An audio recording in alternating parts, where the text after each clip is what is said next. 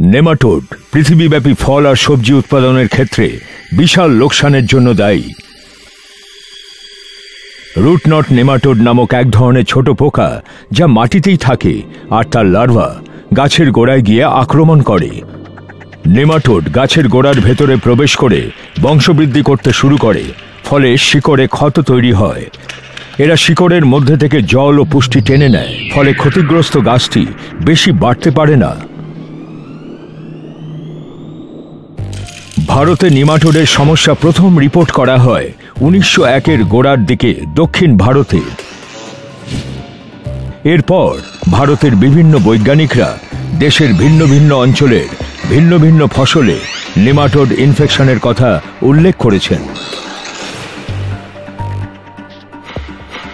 যেহেতু নেমাটোড মাটির নিচে থাকে, তাই খালি চোখে এদের দেখা যায় না।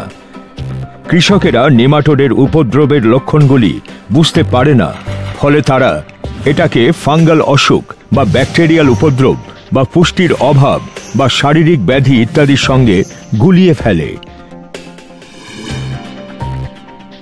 এই কারণে ভারত সরকার নেমাটোলজি বিভাগের সহায়তায় বেশ কিছু সচেতনতা প্রোগ্রাম এনেছেন, যার উদ্দেশ্য হল কিছু সুসংহত সমাধানের মাধ্যমে নেমাটোডকে নিয়ন্ত্রণ করা এবং কৃষকদের নেমাটোডের হাত থেকে বাঁচতে সাহায্য করা।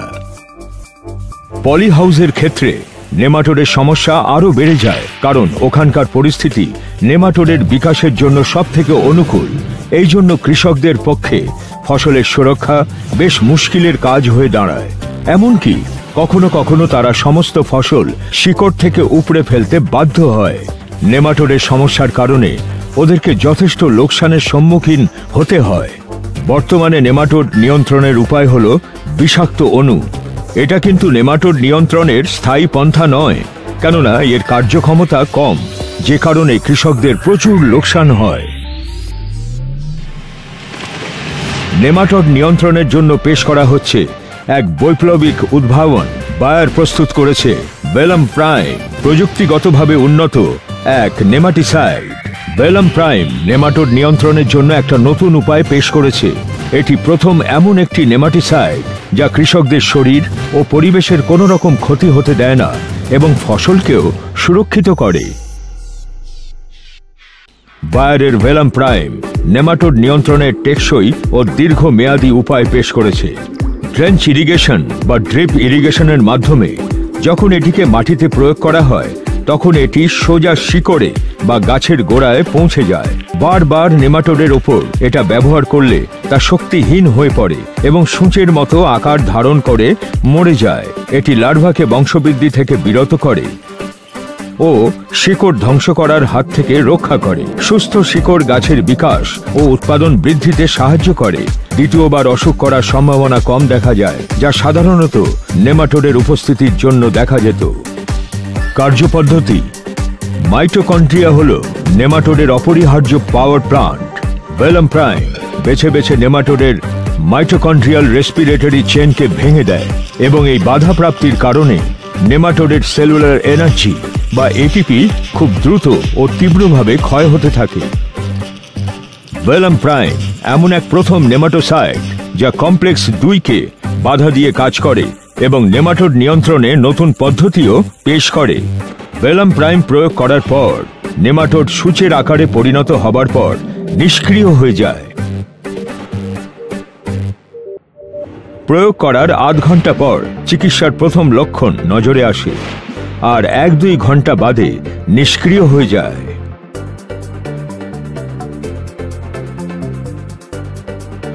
বায়ারের ভেলাম প্রাইম আপনার ফসলকে পুরো মরশুম জুড়ে সুরক্ষিত রাখে, ফলে সুরক্ষার জন্য একবার প্রয়োগ করাই যথেষ্ট। ধীরে ধীরে গুণগত মান এবং পরিমাণ ক্রমশ উন্নত হতে থাকবে এবং কৃষকেরা বিনিয়োগ করে সবথেকে ভালো লাভ করতে পারবে। আপনি পরিষ্কার দেখতে পাবেন যে ভেলাম প্রাইম প্রস্তাবিত সময়, মাত্রা, প্রয়োগ পদ্ধতির সঠিক প্রয়োগের পর 90%-এরও বেশি ফলপ্রসূ হয়ে উঠবে। প্রয়োগ প্রণালী: ভেলাম প্রাইমের সর্বোচ্চ সুবিধা নেবার জন্য এটা প্রয়োগ করার সময় যথেষ্ট সাবধানতা অবলম্বন করা জরুরি। সঠিক মাত্রা ও সঠিক পদ্ধতিতে এটি ব্যবহার করা উচিত। যেহেতু নেমাটোডস ফসলের শিকড়ের আশেপাশে থাকে, তাই এটা নিশ্চিত করা উচিত যে এই কেমিক্যালটা যেন শিকড়ের ভেতরে এবং আশেপাশের প্রতিটা অংশে গিয়ে পৌঁছয়। প্রয়োগের সবথেকে ভালো পদ্ধতি হলো ড্রেঞ্চ ইরিগেশন বা ড্রিপ ইরিগেশন। যদি আপনি ড্রেঞ্চ ইরিগেশন প্রয়োগ করে থাকেন, সবার আগে মনে রাখবেন যে ভেলাম প্রাইম প্রয়োগের আগে মাটিতে যেন একটা ভিজে ভাব থাকে, কিন্তু খেয়াল রাখবেন মাটি যেন অতিরিক্ত বেশি ভিজে না থাকে। পরের পদক্ষেপ হলো গাছের চারপাশে 360 ডিগ্রি জুড়ে ভেলাম প্রাইম প্রয়োগ করতে হবে। মনে রাখবেন শিকড়ের চারপাশ এবং ভবিষ্যৎ রুট জোনটিও যেন সম্পূর্ণভাবে এর অন্তর্ভুক্ত হয়। সর্বশেষ পদক্ষেপ হলো প্রয়োজন অনুযায়ী সাবধানতা অবলম্বন করে জল ঢালা উচিত, যাতে ভেলাম প্রাইম ভালোভাবে ছড়িয়ে পড়তে পারে। দীর্ঘ সুরক্ষার জন্য কিছুদিনের জন্য মাটিতে সঠিক মাত্রায় আর্দ্রতা বজায় রাখা উচিত, যাতে ভেলাম প্রাইম শিকড়ের আশেপাশে স্থায়ীভাবে ছড়িয়ে পড়তে পারে। আপনার কাজ শেষ। এখন আপনি নেমাটোডের আক্রমণ থেকে সুরক্ষিত। Drip irrigation. আপনি যদি ড্রিপ ইরিগেশনের প্রয়োগ করেন, তাহলে ড্রিপার ওই নির্দিষ্ট গাছের খুব কাছ বরাবর সারিবদ্ধভাবে লাগানো উচিত। এটাও সুনিশ্চিত করা উচিত যে সব ড্রিপারগুলির প্রবাহ যেন সমান মাত্রায় হয়। মাঝে মাঝে সেটা দেখতে হবে। একবার সব চেক করা হয়ে গেলে আমরা আসল প্রয়োগ পদ্ধতি শুরু করতে পারব। প্রথমে এটা সুনিশ্চিত করতে হবে যে মাটিতে ভেলাম প্রাইম ঢালা হবে সেটা যেন পর্যাপ্ত পরিমাণে আর্দ্র থাকে। এটা গাছের ওপর থেকে চাপ কমাতে এবং ভেলাম প্রাইমের সঠিক বিতরণের জন্য প্রস্তুত করে। অতএব প্রথমে ড্রিপ সিস্টেমের মাধ্যমে মাটিটাকে নরম করে নিন, কিন্তু মনে রাখবেন আপনার মাটি নরম হবে কিন্তু গলে যাবে না। জল ঢালার পর ড্রিপ সিস্টেমের মাধ্যমে ভেলাম প্রাইম প্রয়োগ করুন। মনে রাখবেন ভবিষ্যতের শিকড় ক্ষেত্রটা যেন সম্পূর্ণভাবে এর অন্তর্ভুক্ত হয়। ভেলাম প্রয়োগের পর অবশ্যই জল ঢালবেন, যাতে ভেলাম প্রাইম শিকড় অবধি ভালোভাবে পৌঁছতে পারে। আপনার কাজ শেষ। এখন আপনি নেমাটোডের আক্রমণ থেকে সুরক্ষিত।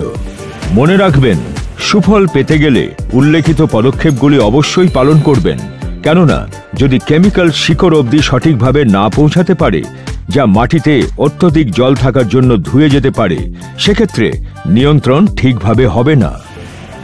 ডোজ বা মাত্রা। প্রতি একরে 500 মিলিলিটার করে ভেলাম প্রাইম প্রয়োগ করা উচিত। মনে রাখবেন, ভেলাম প্রাইম নেমাটোড নিয়ন্ত্রণে একটা নতুন ধরনের কার্যপদ্ধতি পেশ করে। প্রয়োগ করার 30 মিনিটের মাথায় এটি কাজ করতে শুরু করে এবং পুরো মরশুম জুড়ে নিয়ন্ত্রণ করে। ভেলাম প্রাইম প্রস্তাবিত সময়, মাত্রা এবং প্রয়োগ প্রণালী অনুযায়ী প্রয়োগ করা হলে 90% বেশি কার্যক্ষমতা বৃদ্ধি পায়।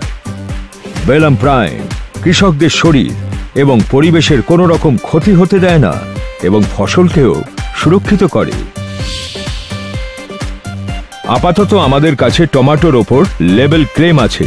এছাড়া অন্যান্য ফল ও সবজির লেবেল ক্লেম পাওয়ার প্রচেষ্টা চলছে।